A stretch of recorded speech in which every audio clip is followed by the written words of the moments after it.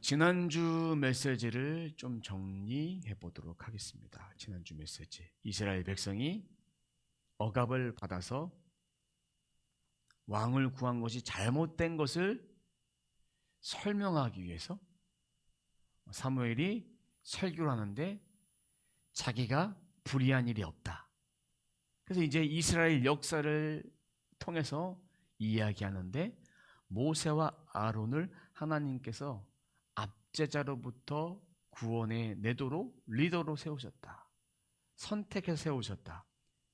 출애굽을 할 때 구출자로 보내주십시오. 구출자가 필요합니다. 얘기하지 않고 하나님이 세워주셨어요. 지명하여 세워주셨어요. 그렇게 세워주셔서 초자연적인 역사로 보호하심 받고 홍해도 건너고 가나안 땅도 들어가고 이래서 하나님의 역사를 눈앞에 목도했어요. 그들의 조상들이. 그것을 잊어버리고 원문의 뜻은 기억에서 지워버리다. 잊어버리고 하나님의 명령을 따르지 않았어요. 그 전에 너희들이 이런 일을 해야 된다라고 우상 숭배하지 않도록 그 땅의 문화를 다 진멸해버리고 다 멸해버리고 내가 너희들에게 주고자 하는 그 말씀을 따라 살아가야 되는데 너희는 그것을 저버릴 것이다 라고 말씀에서 기록하고 있습니다. 이미 그렇게 하나님께서 말씀해 주셨어요. 그들의 약함을 알고 그들의 악함을 아셨기 때문에 그들이 했던 일은 가증한 일, 우상 숭배하는 일입니다. 음란을 행하는 일, 또 이방인들과 결혼하는 일, 여러 가지 일들을 했고 하나님이 진멸해서 다 없애버려야 했던 백성들도 그 땅의 사람들도 남겨두어서 노예로 사용하고 그런 일들을 했습니다.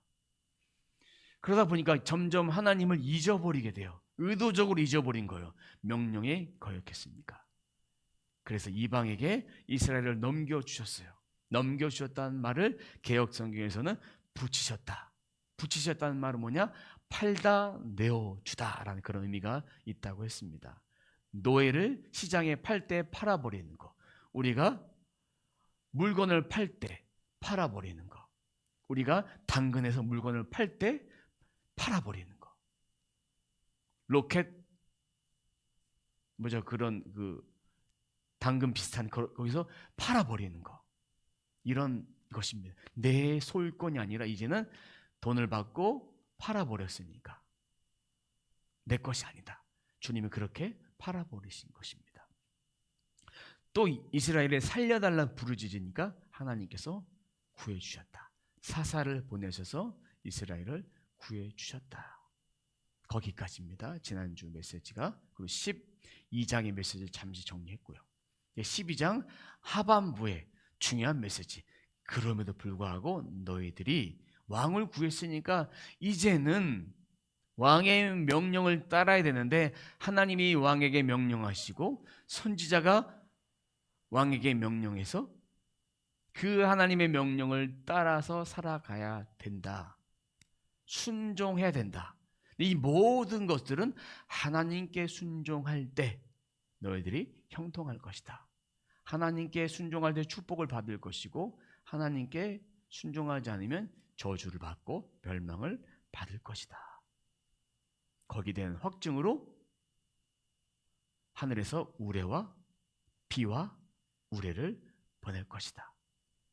이 말씀의 의미는 이따가 본문을 보면서 설명해 보도록 하겠습니다.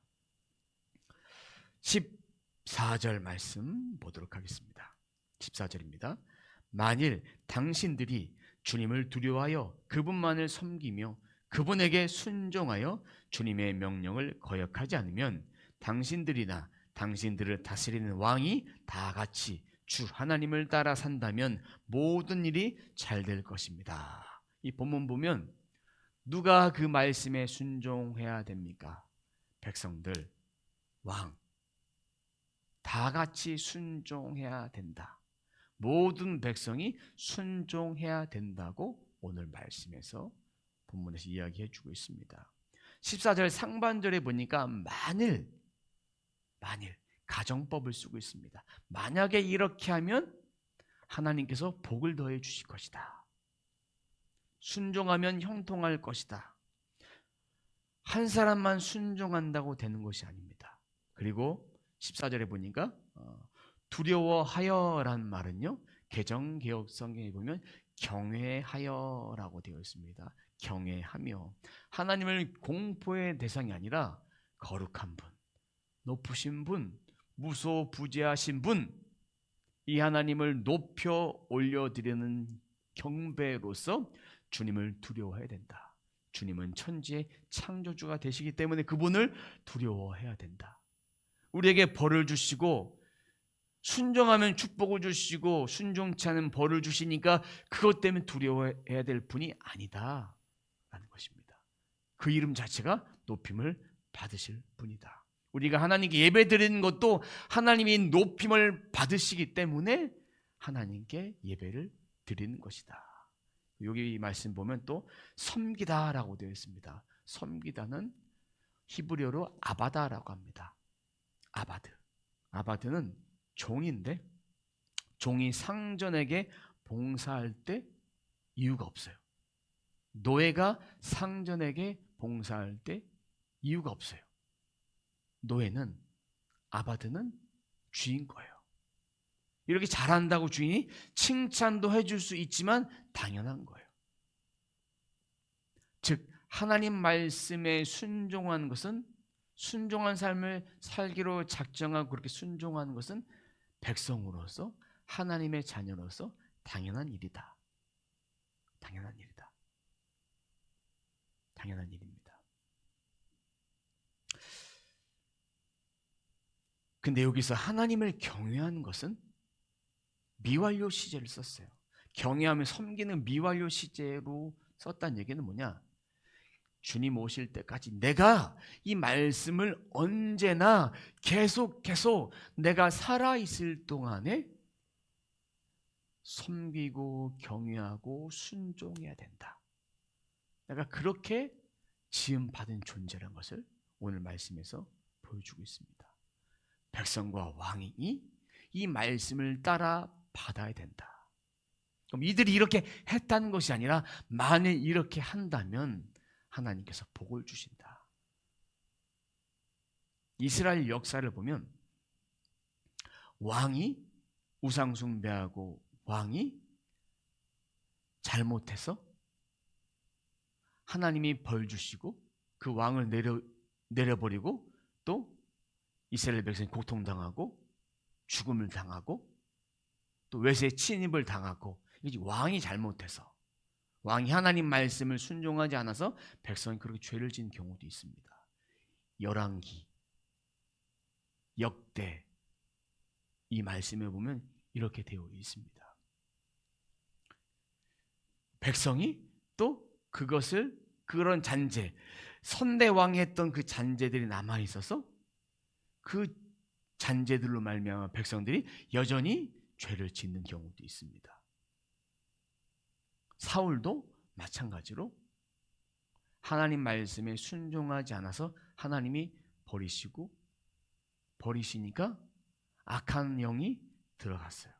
그때 하나님께서 다윗을 보내서 수금을 타게 하고 그 악한 영이 떠나가게 되고 나중에 다윗을 기름 부어 세워서 2대 왕으로 만드셨다.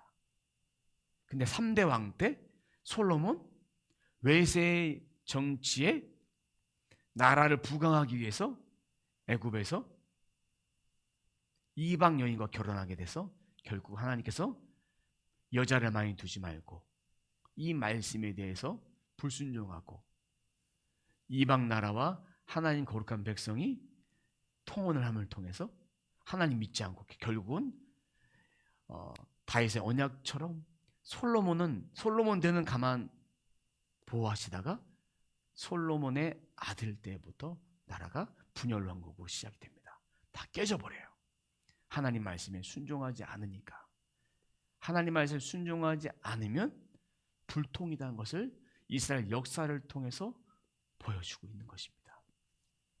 이처럼 왕이 잘못하면 왕도 징계받지만, 왕도 끊어지지만 백성도 축복을 받을 수가 없다. 14절이 주님의 명령을 계속 지키고 순종하면 이 가정법 만일을 쓰고 있는 거예요. 이들이 한 것이 아닙니다. 또 15절도 히브리어 본문에 보면 만일이라는 가정법을 쓰고 있어요. 근데 한글 성경에서는 14절에 썼으니까 15절에서는 번역하지 않고 생략을 하고 있습니다. 한번 만일이라는 것을 넣어서 한번 읽어보도록 하겠습니다. 15절입니다. 만일 그러나 주님께 순종하지 않고 주님의 명령을 거역한다면 주님께서 손을 들어 조상들을 치신 것처럼 당신들을 쳐서 멸망시킬 것입니다. 만일을 번역하고 있지 않다고 했어요. 그러니까 미완료 상태로 만일 그렇게 한다면, 불순종한다면, 명령에 불순종한다면 저주를 받을 수밖에 없다. 14절은 그렇게 하면 긍정적인 축복, 긍정적인 상황이 올 것이다. 15절은 그렇게 하지 않으면 부정적인 상황이 오게 될 것이다. 이 말씀을 해주고 있는 거예요. 자, 개정개혁 성경에 보면 여기서 이제 순종하지 않고라고 세 번역이 되어 있는 개정개혁에서는 여호와의 목소리를 듣지 아니하고, 목소리는 하나님의 음성에 귀를 기울이는 거예요. 백성이 사무엘에게 말씀을 받아서 왕과 사울 왕과 백성이 그 말씀을 듣는 거예요. 듣지 않으니까, 거절하니까. 이것이 바로 순종하지 않는 것이다. 듣지 않는 것. 또 명령을 거역하면 똑같이 새 번역과 개정개혁이 똑같이 번역이 되어 있습니다. 귀를 안 열어서, 마음을 안 열어서 안 들으니까 명령, 이 언약을 지킬 수 없다. 이 언약은 뭐냐?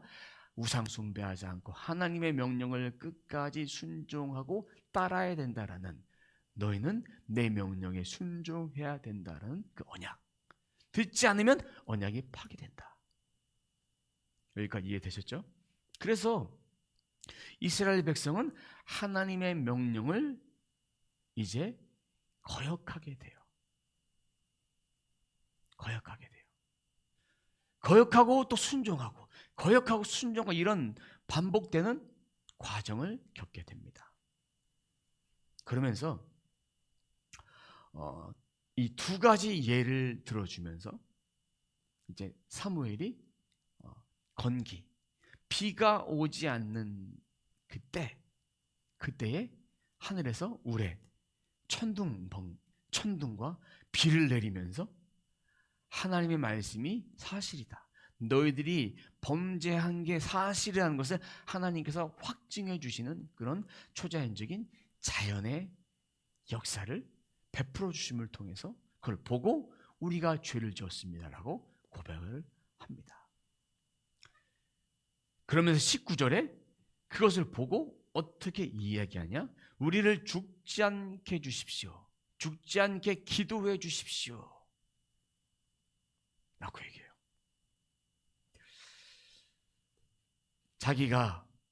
자기들이 하나님이 보내주신 하나님의 초자연적인 역사로 이것을 심판의 결과로 죽을까봐 죽지 않게 해달라.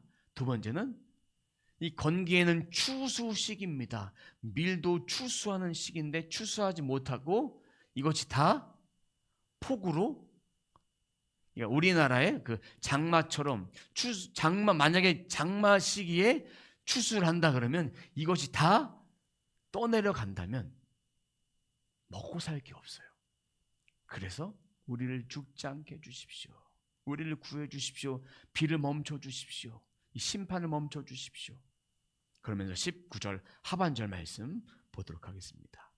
우리가 우리의 모든 죄에 왕을 구하는 악을 더하였습니다. 이 더하다는 말은요, 계속하다, 보태다. 지금 하나님 앞에 우상 숭배하고 다시 돌이키고 막 이런 과정, 죄 짓고 하나님 앞에 왕을 구하고 이런 모든 과정 가운데에 이제 왕을 구하는 것을 지금까지 지었던 죄에 대해 더 보탰다.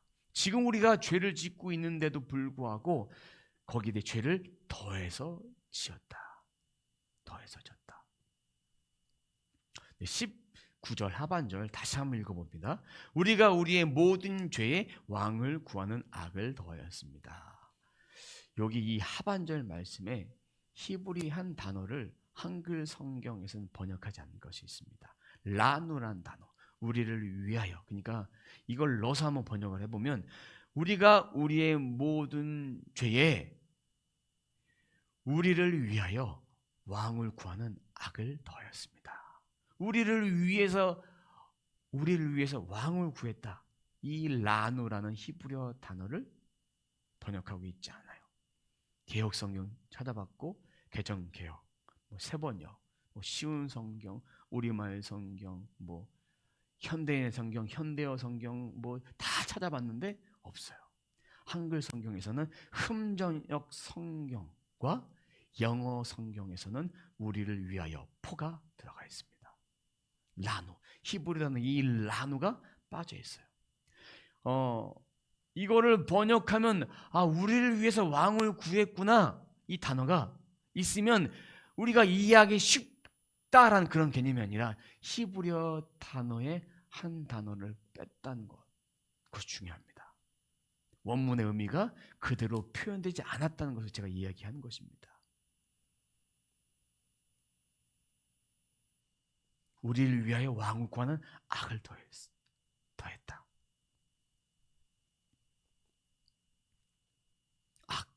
자신을 위해서. 왜 자신을 위해서입니까? 우리가 12장, 11장, 10장 다 계속 이어서 말씀 보면서 왕을 구하는 일은 이방 나라처럼 왕이 있어야 우리나라를 지킬 수 있다.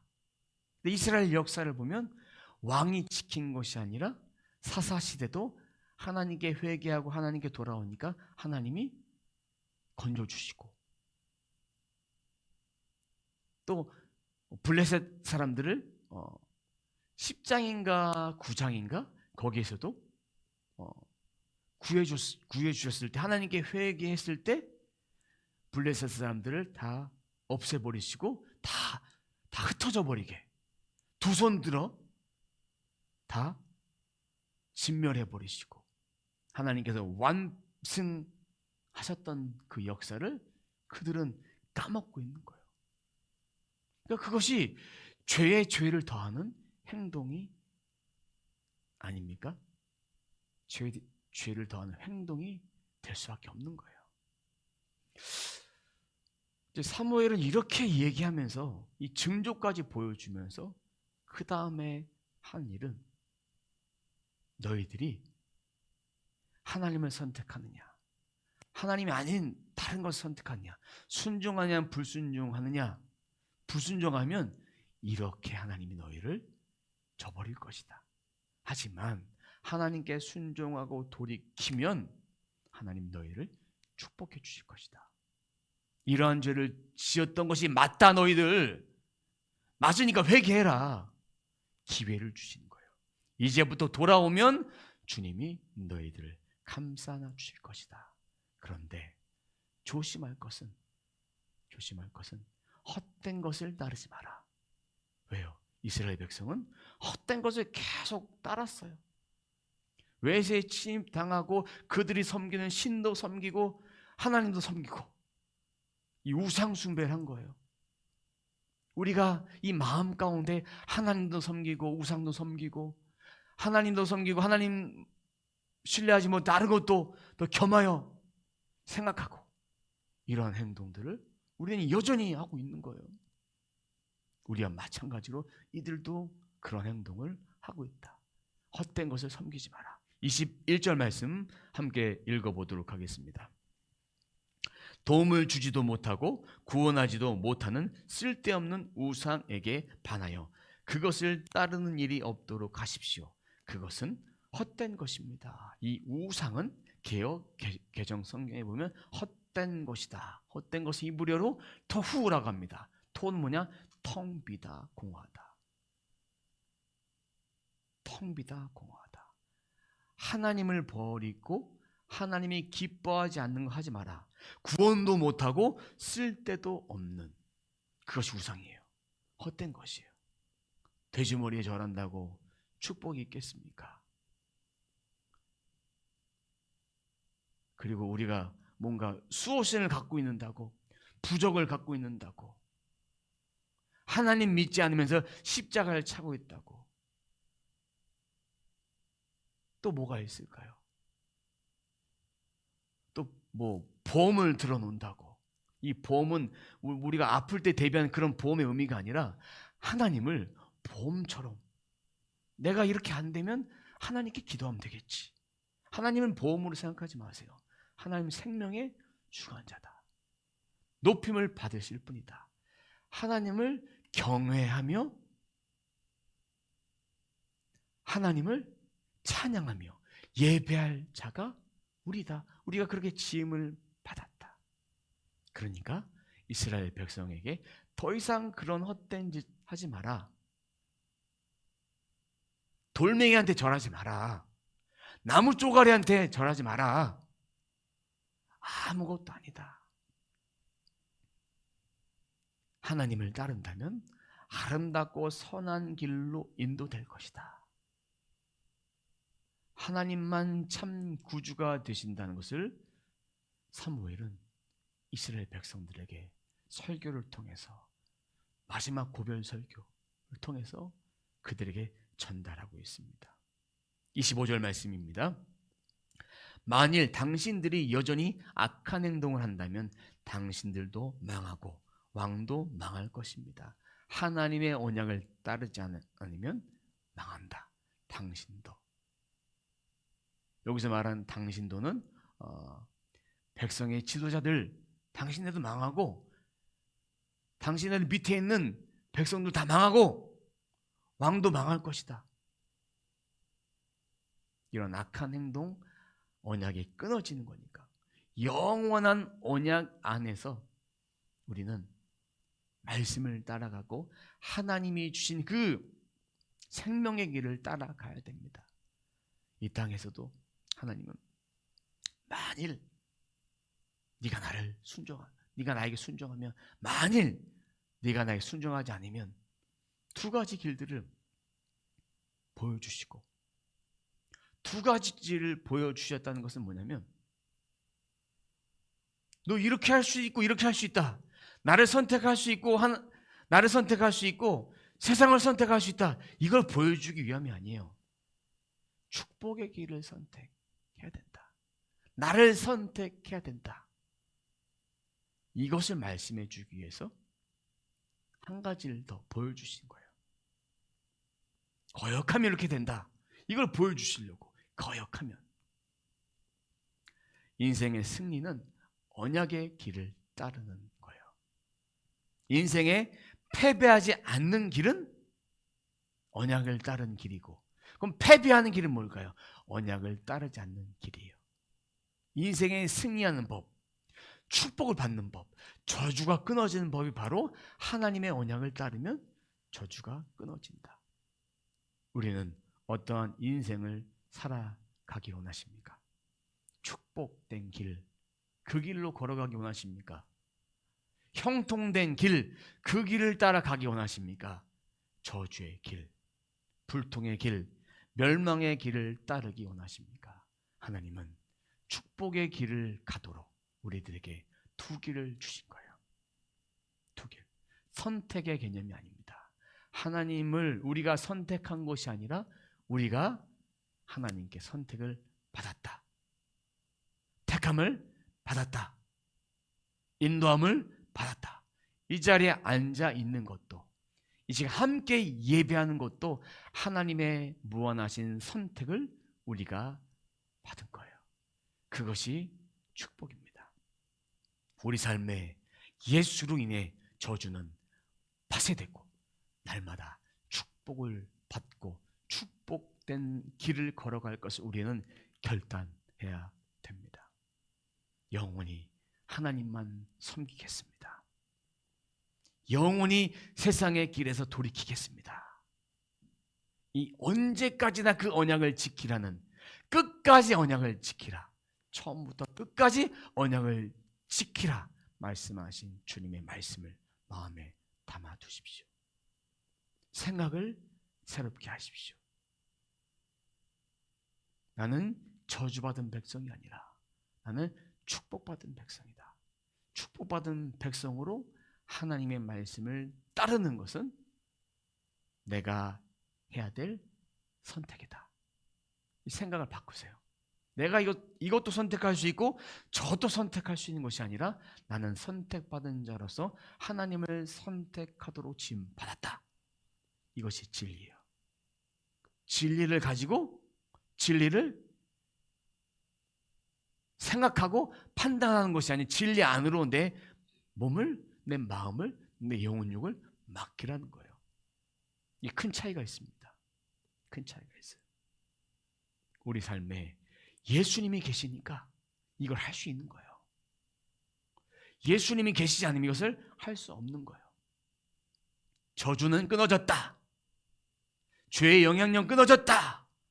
선포할 때 그 역사가 소멸되고 파쇄되고 점점 빠져나가서 주님 안에서 온전히 성화되어져 갈 수 있습니다.